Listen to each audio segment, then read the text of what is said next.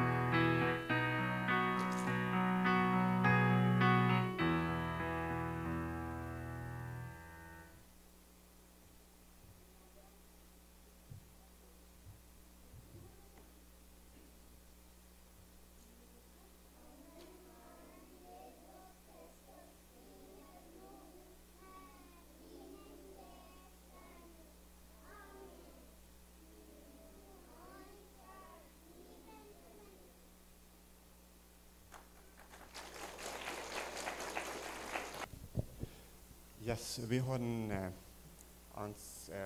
onze kenjakira en fars evangeliet, oder mestira. Vi har en psalm 24 degeliet. Dat kan de niet krijgen dat de krijgen een fars kan. So we waren vielleicht een paar stek twee waren top een zijn en een naad man. We evens waren alle jeder een. En nu dort waar we nog in Leidje zijn.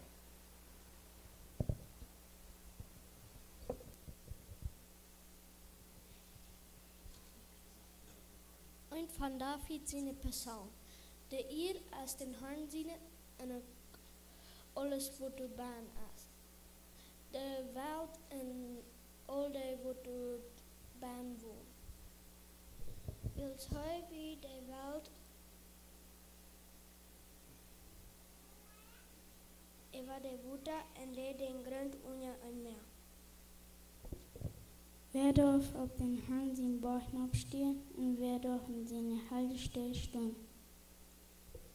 Wer Ausschilde hängt in ein Drennet hort hat, wer mit seine Säule nicht und aufjate hängt und nicht voll schweren det.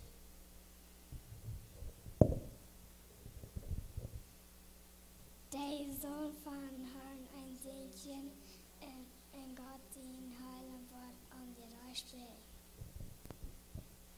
Dit zijn zonen die Noach zieken en Jacob zien Gott seinen mochten. Merkt die Puten wie in Hof der Eiverderen hilft, dass der Ehren kann nicht ankommen kann. Wer ist das Ehren kennt, tut als die Gebot ich stolze hart und die Gebot erklärt. Merkt die Puten wie op in Hof Eiverderen hilft, dass der Ehren kann nicht ankommen kann. Who is the King of glory? Lord of hosts, he is the King of glory.